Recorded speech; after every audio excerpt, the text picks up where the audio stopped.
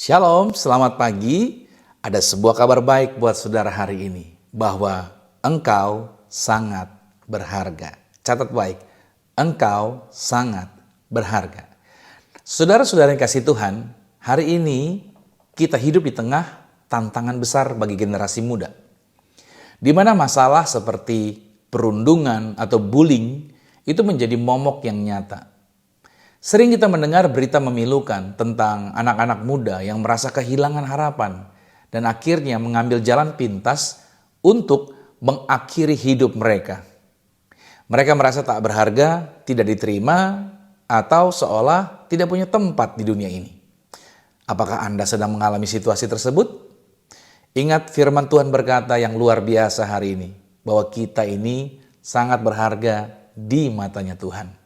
Yesaya 43 pada ayat yang keempat mengatakan, oleh karena engkau berharga di mataku dan mulia, dan aku ini mengasihi engkau, maka aku memberikan manusia sebagai gantimu dan bangsa-bangsa sebagai ganti nyawamu. Pelajaran yang pertama hari ini adalah Tuhan memandang kita berharga. Dalam ayat ini, Tuhan berbicara kepada umatnya yang berada dalam penderitaan, ketakutan, dan rasa putus asa.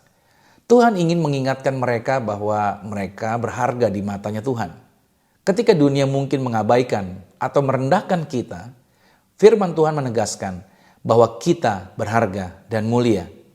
Kata berharga dalam ayat ini menunjukkan nilai yang sangat tinggi seperti permata yang sangat langka.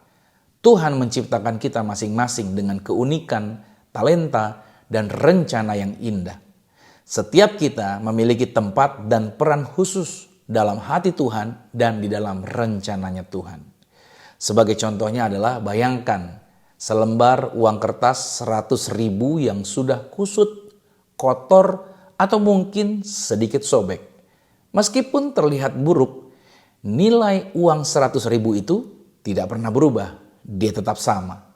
Begitu pula kita, meskipun mengalami ejekan, penghinaan, atau rasa sakit karena perundungan, pembulian, nilai kita di hadapan Tuhan itu tidak pernah berubah. Kita ini tetap berharga dan dicintai oleh Tuhan. Pelajaran yang kedua adalah kasih Tuhan itu lebih besar dari ejekan manusia.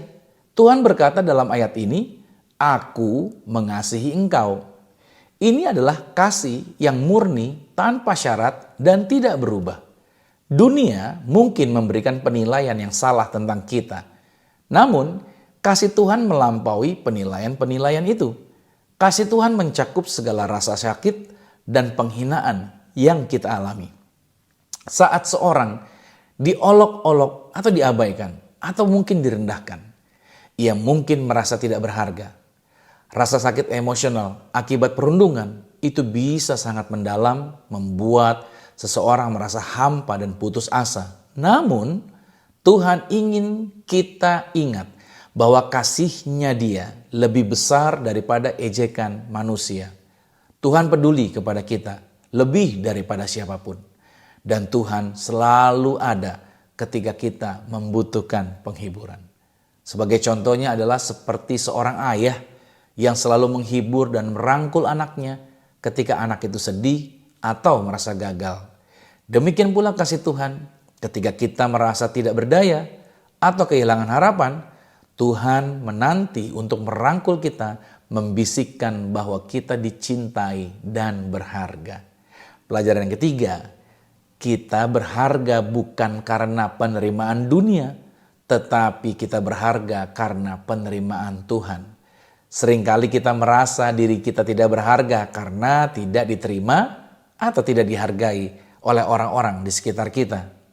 Anak muda sering merasa tekanan besar untuk diakui dan diterima oleh teman-temannya. Dan perundungan membuat mereka merasa sebaliknya, seolah tidak layak. Namun, Tuhan menunjukkan bahwa nilai kita tidak berasal dari apa yang dipikirkan oleh orang lain, tetapi dari apa yang dikatakan Tuhan tentang kita. Ketika Tuhan mengatakan, aku memberikan manusia sebagai gantimu dan bangsa-bangsa sebagai ganti nyawamu, ini adalah gambaran betapa Tuhan berkomitmen untuk menjaga kita.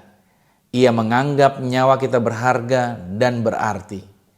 Kita tidak hidup demi penerimaan dunia, tetapi kita hidup demi kasih yang Tuhan telah berikan kepada kita. Nah, ada beberapa aplikasi praktis buat kita di tengah dunia hari ini. Yang pertama, mari percayalah hanya kepada kasih Tuhan. Ketika kita merasa tidak berharga, ingatlah bahwa Tuhan mengasihi kita tanpa syarat. Tidak peduli apa yang dikatakan atau dilakukan oleh orang lain, kita sangat berharga di mata Tuhan. Aplikasi yang kedua adalah temukan identitasmu dalam Kristus, bukan dalam kata teman-temanmu. Jangan mendasarkan harga dirimu pada pandangan orang lain. Temukan identitasmu sebagai anak Tuhan yang dikasihi dan percayalah bahwa Tuhan punya rencana khusus dalam hidupmu. Dan aplikasi yang ketiga adalah jadilah sahabat yang menguatkan. Mari kita menjadi saudara dan sahabat yang saling mendukung, bukan saling menjatuhkan. Jangan biarkan perundungan, bullying, menghancurkan orang lain. Tetapi sebaliknya, berikan kata-kata penghiburan dan penerimaan. Saya simpulkan saudara-saudara dalam Yesaya 43 ayat yang keempat, Tuhan mengatakan bahwa kita berharga dan dikasihi oleh-Nya. Berita yang kita dengar tentang anak-anak muda yang mengakhiri hidup mereka karena merasa tidak dihargai, seharusnya membuka mata dan hati kita untuk melihat betapa besarnya pengaruh kasih dan penerimaan. Mari kita menjadi alat kasih Tuhan bagi mereka yang merasa sendirian atau tidak berharga. Mengingatkan mereka bahwa dalam Tuhan mereka berharga, mulia, dan dikasihi. Saya berdoa, Tuhan, terima kasih dan penerimaan-Mu yang begitu besar atas kehidupan kami. Kami berdoa Tuhan bagi mereka yang saat ini sedang merasa tidak berharga atau putus asa, agar mereka dapat menemukan penghiburan dalam kasih-Mu. Pakailah kami untuk menjadi terang dan kasih bagi mereka yang membutuhkan, agar kami semua dapat berjalan bersama dalam harapan yang Tuhan berikan. Di dalam nama Tuhan Yesus. Amin. Catat baik, Anda berharga di mata Tuhan. God bless you.